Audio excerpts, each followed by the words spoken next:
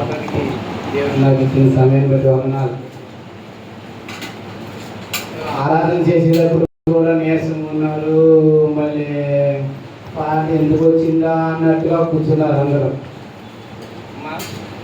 మనం ఎక్కడికి వచ్చాము? దేవుని సన్నిధికి వచ్చాము. ఎక్కడికి వచ్చాము? చెప్పాలి. దేవుని సన్నిధిలో ఉన్నావా?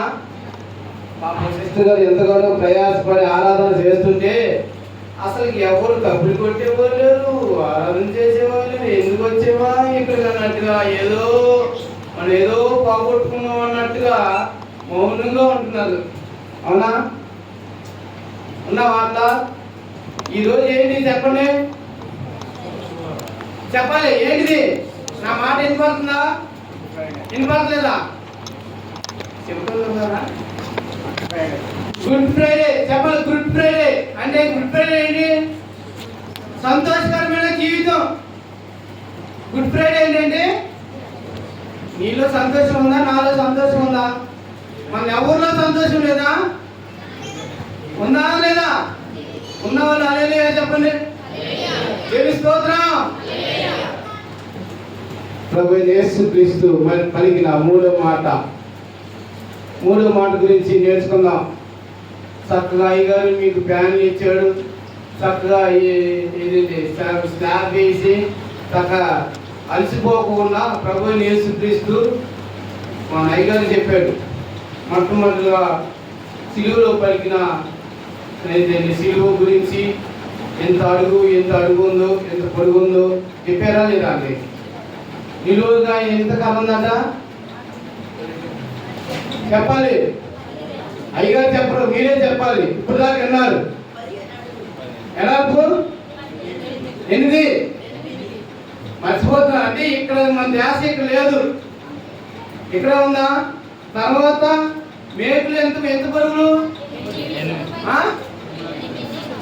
చెప్పాలి. 8 అడుగులు మేకులతో ప్రభువైన యేసుక్రీస్తు నీ కొరకు నా కొరకు ఇంచుమించు 9 గంటల నుంచి 3 గంటల వరకు సిలువ మోసుకొనుచు నీ కొరకు నా కొరకు భరించి ఎన్నో కష్టాలు, ఇబ్బందులు, ఎన్నో శోధనలు జయించి నీవు నేను నశించుకోవడం దేవునికి ఇష్టం లేక రోమీయులకు రాసిన పత్రిక 5వ అధ్యాయము 6వ వచనంలో ఒక చక్కని మాట మాట్లాడుతున్నారు చూడండి. ఏలయనగా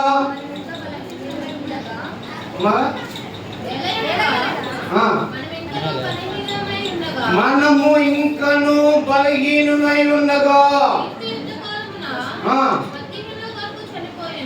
మనము ఇంకా బలహీనులుగా ఉన్నామా? బలహీనులుగా లేవా? బలహీనులు ఉండగా క్రీస్తు నీ కొరకు నా కొరకు చనిపోయిన సంగతి గ్రహించాలి. ఇదే మంచి శుక్రవారం, శుభ శుక్రవారం. మనము బలహీనులు అయినాం, రోగులై ఉన్నాం, అవిశ్వాసులై ఉన్నాం. దేవుడు వస్తాడులే అనుకున్నాం కానీ మనము బలహీనులు అయి ఉండగా ప్రభువైన యేసుక్రీస్తు నీ కొరకు నా కొరకు సిలువలో 7 మాటలు, చక్కనైన మాటలు మాట్లాడాడు.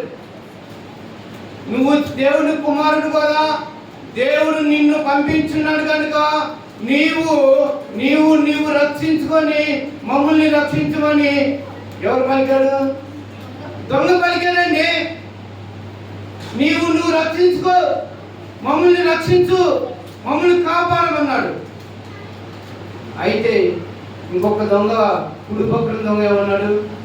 నీవు నేను ఇదే శిక్షణలో ఉన్నాం, నీవు నేను ఇదే శిక్షణలో జీవిస్తున్నాం కనుక ఇది మనకు తగును. ఏ పాపము చేయని వారికి ఇంత నిందలు అవమానాలు వచ్చినందుకు తండ్రి నీ రాజ్యంలోకి వచ్చినప్పుడు నన్ను జ్ఞాపకం చేసుకోమన్నారు. చెప్పాలి అందరూ. ప్రతి ఒక్కరు 7 మాటలు నీ హృదయంలో ఉండాలి. ఒక క్రైస్తవులైన వారిని, విశ్వాసులైన వారిని మన హృదయంలో ఎప్పుడైతే ధ్యానించుకొని దేవుని సన్నిధిలో 7 మాటలు ఉంటాయో మనము దేవుడు నిన్ను నన్ను ఆశీర్వదిస్తారు. సహోదరు జ్ఞాపకం చేసుకోండి.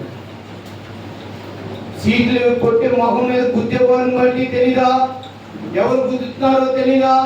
ఎవరిని అవమానపరుస్తున్నారో తెలీదా?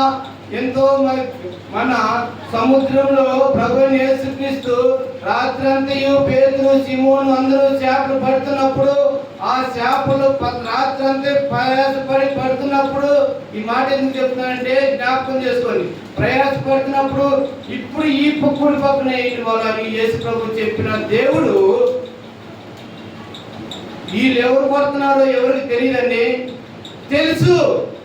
కానీ దేవుని చిత్తానుసారంగా భూమి మీదకి వచ్చినప్పుడు అప్పుడు దేవుని చిత్తానుసారంగా నెరవేర్చాలని ఆయన ప్రభు దేవుడే చెప్పాడు. యేసుక్రీస్తుకి మొట్టమొదటిగా చెప్పాడు. ఏమని చెప్పాడంటే, ఇదిగో నువ్వు నిందలు పడతావు, అవమానపడతావు, కొట్టబడతాడు, తృణీకరిస్తాడు, వృద్ధపడతాడు, వీటన్నిటికి అనిపిస్తావు. అవును, పంపవద్దు దేవాని దేవుని దగ్గరికి కుమారుడు ఈ లోకానికి వచ్చినాడని సంగతి మర్చిపోవద్దు సహోదరులారా.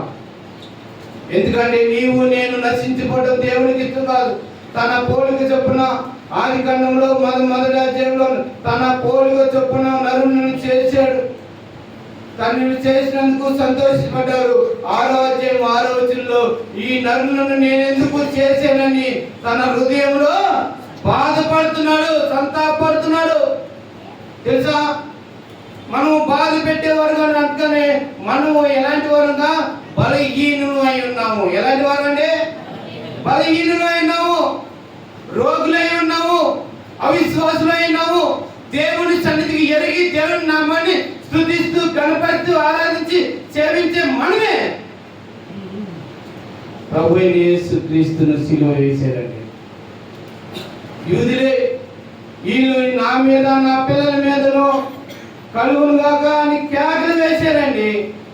అయితే సిలువలో మాట్లాడినట్లు అక్కడ ప్రభువైన యేసుక్రీస్తు మొట్టమొదట మాట్లాడిన మాట ఏంటిది?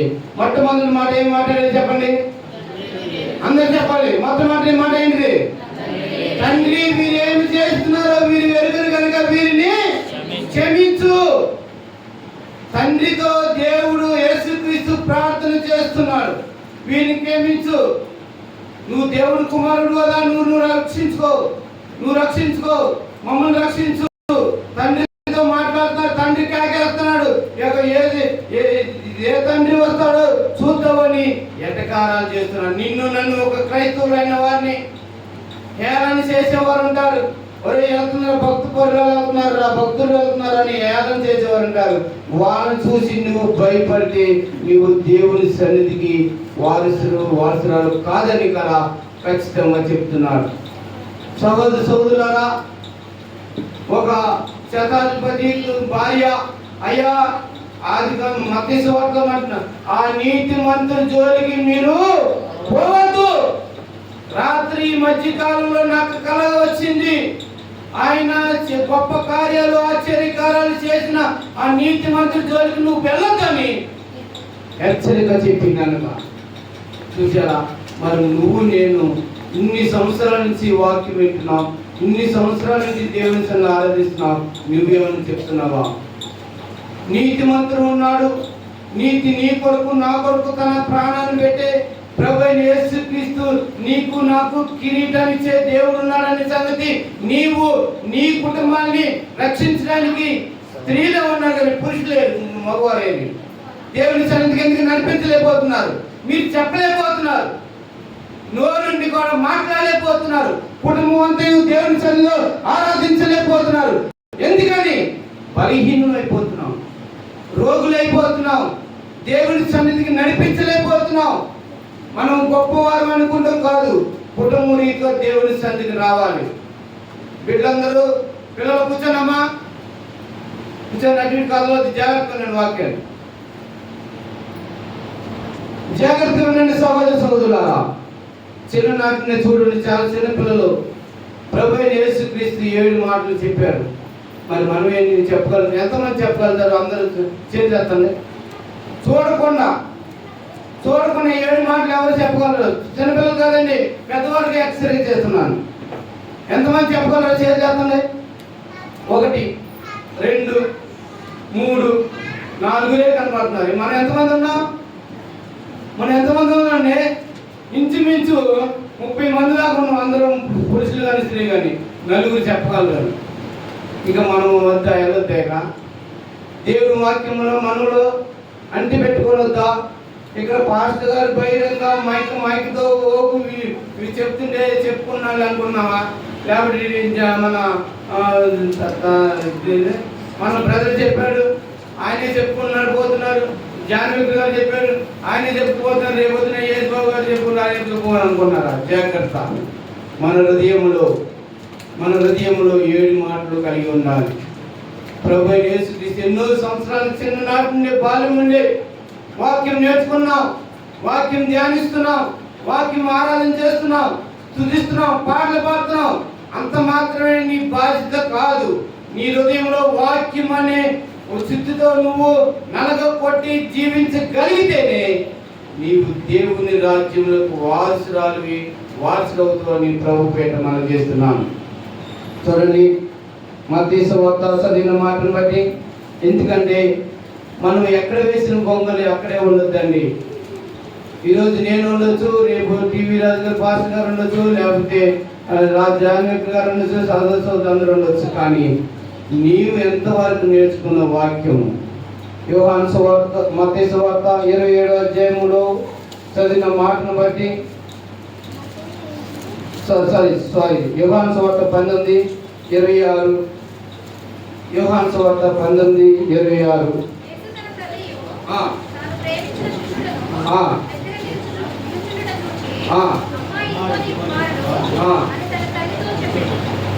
ఎవరితో చెప్పారండి? ఎవరితో చెప్పారు? తల్లితో చెప్పారు. తల్లి ఎందుకు ఈ మాట చెప్పాల్సింది? ఈ మాట ఎందుకు? ప్రభు అయిన యేసుక్రీస్తు ఎవరెవరు వచ్చారు? సిలువ మీద ప్రభు అయిన యేసుక్రీస్తును సిలువ వేసినప్పుడు తన రక్తం నా శరీరంలో నుంచి కుమారుడు కన్నాడు కనుకనే అతన్ని నా చేతులతో నేను పెంచున్నాను కాబట్టి తల్లి ఆతృతతో వచ్చింది. అవునండి, అవునా? సిలువ మీద దగ్గరకు వచ్చినప్పుడు ఆ సిలువ మీద ప్రభు అయిన యేసుక్రీస్తు రక్తము చిందించి మనుషులు రక్తం ఎంత ఉండదండి? అయ్యగా చెప్పారు. ఎంత ఉంటుంది? మానవుడి యొక్క శరీరంలో రక్తం ఎంత ఉంటుంది? 5, 6 to 7 వరకు ఉంటుందని చెప్పాడు. అవునా? అవునండి. ఆ రక్తం అంతా కారినంత వరకు చూడండి, కొట్టినప్పుడు కొరడాలతో కొట్టినప్పుడు రక్తం కారింది, సిలువ మోసుకొనేసినప్పుడు రక్తం కారింది, సిలువల మీద వేలాడుతున్నప్పుడు రక్తం కారిందండి. ఆ రక్తం అంతా కారినా కానీ ప్రభు అయిన యేసుక్రీస్తు మాట్లాడుతున్న మాట, అమ్మా ఇదిగో నీ కుమారుడు. నేను ఈ లోకం నశించిపోతున్న ఆత్మల కొరకు ఈ లోకానికి వచ్చినాను, కానీ నీ సహోదరుడు అమ్మా ఇదిగో నీ కుమారుడు అని మాట్లాడుతున్నాడు. తర్వాత తన శిష్యుల ఎదుగుచ్చి ఇదిగో నీ సహోదరుడిని మాట్లాడుతున్నాడు.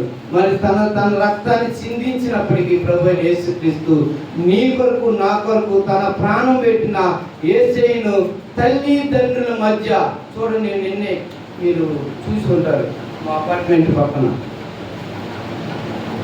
ఒక తల్లి 2 బిడ్డలు నరికేసింది. తెలుసా మీకు? మా అపార్ట్మెంట్ వెనకమాలే భార్య భర్తల మధ్య గొడవ వచ్చి, మన అపార్ట్మెంట్ ఒక రోడ్డు ఉంది కదా, 3వ డాబా అనుకుంటా,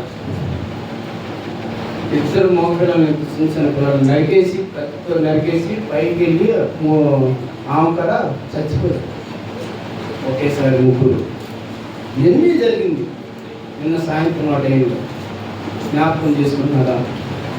దేవుడు నీకు నాకు బిడ్డలనిచ్చి దేవుని యందు భయభక్తులతో కలిగి జీవించి పెంచాలని ఎంతగానో ఆశపడుతున్నాను. అపవాది మన కిటికీల మధ్యను స్వరపడి ఎవరిని మింగుదామని ఎదురు చూస్తున్నాడు. అందుకని ప్రతి దినము వేకుజాములు లేచి ప్రార్థన చేస్తున్నాను. మీ సంఘాల కోసము, మా సంఘాల కోసము, కుటుంబాల కోసము తెల్లవారుజాము లేచి 4 కోసం లేచి ప్రార్థన చేస్తారు. తెలుసా? ఈరోజు ఏ క్షణాన్ని ఏం జరుగుతుందో తెలీదు. భయంకరమైన, అది తలుచుకుంటేనే అసలు ఎందుకు చేసినానండి, భార్య భర్తల మధ్య గొడవ వచ్చింది. గొడవలు వస్తే సాధ్యమే, కానీ ఆ తల్లి ఎందుకు అంటే పిల్లల్ని, ఇద్దరు చిన్న పిల్లలని స్కూల్కి వెళ్ళి వచ్చారు, కత్తి తీసుకుంది, నరికేసింది. పెద్దోడు అక్కడక్కడే చనిపోయాడు. చిన్న పిల్లలు ప్రాణం ఊపిరిగానే హాస్పిటల్ తీసుకెళ్ళారు, బహుశా అక్కడ ఉన్నారు. ఆ కుమారుడు కూడా చనిపోయాడు.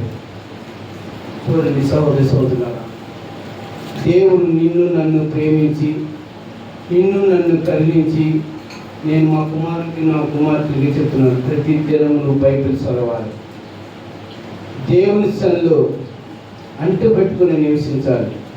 మొన్న మా అబ్బాయితో పాటు చదువుకున్న కుమారుడు, మన ఎంపీ గ్రామం వచ్చి గీతాన్ స్కూల్లో చదువుకున్న కుమారుడు కోంపల్లో బస్సు ఎక్కుతుండగా చేయి జారిపోయి పడిపోయి తలకాయ మీద వెళ్ళిపోయింది బస్సు. భయంకరమైన దినాల్లో ఉన్నాం మనం. మా కుమారుడితో పాటు చదువుకున్నవాడు. ఈరోజు ఏ క్షణాన ఏం జరుగుతుందో తెలియదు సహోదరి సహోదరులారా. తెల్లవారుజామున వేసి కుమారుల కోసము, కుమార్తెల కోసము, బిడ్డల కోసము తల్లిదండ్రులకు ఇచ్చిన బాధ్యత, అప్పగింతలు. ఎందుకని ఈ మాటలు చెప్తున్నానంటే, మనం ప్రార్థనా శక్తి కలిగి ఉండాలి. ప్రార్థన ఆత్మ నీవు నేను ఎప్పుడైతే కలిగి ఉంటామో ఏ దుష్టుడు నీ కుటుంబం మీదకి ఆవరించుకోకుంటాడని ప్రభు పేట మనం చేస్తున్నాను. జ్ఞాపకం చేసుకుంటున్నావా? ఈ 2 వారం రోజుల్లోనే ఈ 2 సిచ్యువేషన్లు జరిగినాయి. నిన్న ఇది జరిగింది, మొన్న వారం రోజుల క్రితమే మా కుమారుడితో పాటు చదివిన కుమారుడు చనిపోయాడు. ఎందుకు చెప్తున్నానంటే, తండ్రి ప్రభు యేసుక్రీస్తు మాట్లాడుతున్న మాటను బట్టి, అమ్మా ఇదిగో నీ కుమారుడు నశించిపోతున్న ఆత్మను వెనుక రక్షించడానికి ప్రభు యేసుక్రీస్తు నీ కొరకు నా కొరకు తన ప్రాణాన్ని పెట్టున్నాడనే సంగతి మర్చిపోవద్దు. ప్రతి దినము ప్రతి క్షణము కుటుంబాల గురించి ప్రార్థన చేయండి. వాళ్ళు ఎట్లా చేస్తే మనకి ఎదుగులే, ఎట్లా ఉంటే మనకి ఎదుగులే, వాళ్ళే బ్రతుకుతారన్న మాట మానసు తల్లిదండ్రుల హృదయం నుండి తీసివేసుకోవాలి. దేవుని సన్నిధిలో ప్రతి దినము దేవుని సన్నిధిలో కనిపెట్టుకొని ప్రార్థన చేయాలని ప్రభు పేట మనం చేస్తున్నాను. అలాగే లోకాసు వార్త 22:31 చదువుకుందాం. 22:31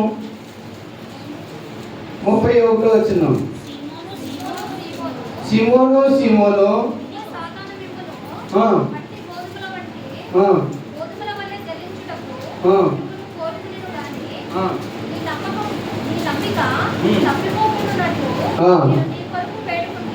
సిమోను సిమోను సిమోను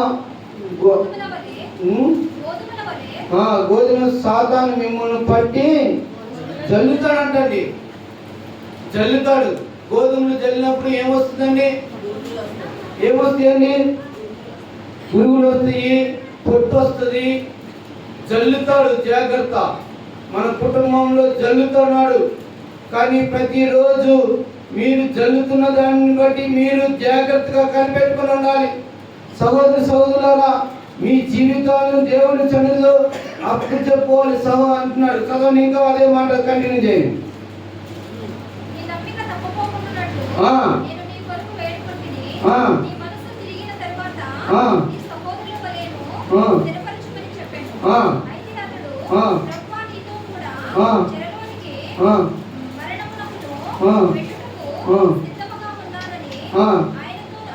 అనగా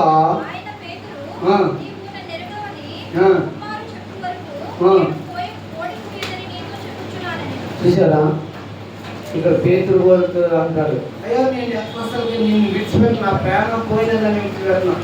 మన ఈ రోజుల్లో కూడా అట్లా మాట్లాడుతున్నాము. దేవుడు నీ సన్నిధికి వస్తావు, నేను స్తుతిస్తాం, కనపరుస్తాం, ఆరాధిస్తాం. నా ప్రాణం పోయినా ఏడిపోయినా కానీ సన్నిహితం ఏదైపోయినా నేను నిన్ను విడిచిపెట్టినంటారు. కానీ ఒక్కరోజు నాకు తెలియకుండా చుట్టాలే వచ్చేదనుకోండి, దేవుని సన్నిధి మర్చిపోతాం. అవునండి, ఎంతమంది ఉన్నారు చెప్పండి? దేవుని సన్నిధికి చుట్టాలు వచ్చినా కానీ నువ్వు విశ్వాసం అయితే దేవుని సన్నిధికి వెళ్ళొచ్చినాక మనం కూర్చొని తిన్నారని నువ్వు తీసుకురావాలి. అదే ఆసక్తి. అప్పుడు నీవు వాళ్ళు చర్చి అయిపోయిన పోతారు, లేకపోతే చర్చి అవ్వకముందు వస్తారు, వాళ్ళే నిర్ణయించుకుంటారు.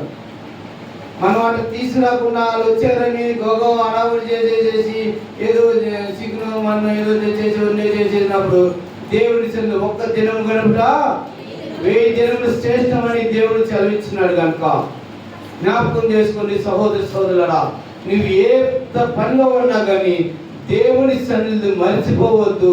సాతానుడు గోధుమ జల్లినట్టుగా నీ కుటుంబాన్ని జలపకుండా అంటి పెట్టుకొని నడుచుకోవాలని ప్రభు పేట మనం చేస్తున్నాను. అమ్మా, ఇదిగో తల్లిదండ్రులతో ఒప్పందం, ఆ తల్లిదండ్రుల మధ్య బంధాన్ని కలుపుతున్నాడు. ఇక్కడ నీవు నేను తల్లిదండ్రులైన మన సహోదర సహోదరుల బిడ్డలారా జ్ఞాపకం చేసుకోండి. తల్లిదండ్రుల మాట వినండి. యవనస్తులారా, నేను హెచ్చరిక చేస్తున్నాను. మా తల్లి మాట ఎవరైనా ఎన్నుకోకుండా కట్టు తిరుగుతూ హఠాత్తుగా ఏమవుతారు? పరిశుద్ధ గ్రంథంలో హఠాత్ ఏమవుతారని నాశనం అయిపోతారు. తల్లిదండ్రుల యవనస్తులారా, తల్లిదండ్రుల మాట వినండి. బాల్యం నుండే తల్లిదండ్రులు బిడ్డలకు నేర్పవలసిన బాధ్యత మీరు చేయాలి. అప్పుడు చేస్తే ఖర్చు లేకుండా దేవుడందు భయభక్తితో కలిగి జీవిస్తారని లేఖనాలు చదివిస్తుంది. సహోదరు జ్ఞాపకం చేసుకొని ఇక్కడ తల్లిదండ్రుల మధ్య తన తండ్రితో ప్రభు యేసుక్రీస్తు మాట్లాడుతున్న మాట, అమ్మా ఇదిగో నీ కుమారుడు, అమ్మా ఇదిగో నీ కుమార్తెడు, నీ కుమారుడు అని చెప్పి తన శిష్యులతో కూడా మాట్లాడుతున్నాడు. ఇదిగో నీ సహోదరుడు. నీవు నేను అట్లా జీవించాలని ప్రభు పేట మనం చేస్తున్నాను. ఎందుకంటే ఈ భయంకరమైన లోకంలో ఉన్నాం. ఈ సంవత్సరంలో మనం జీవిస్తున్నాం. వచ్చే సంవత్సరంలో నీవు నేను ఉంటామో తెలియదు.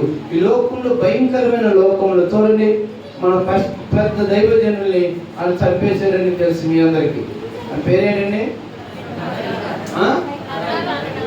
జ్ఞాపకం చేసుకోండి. ఈరోజు మనం ఉంటామో తెలియదు, జ్ఞాపకం చేసుకోండి.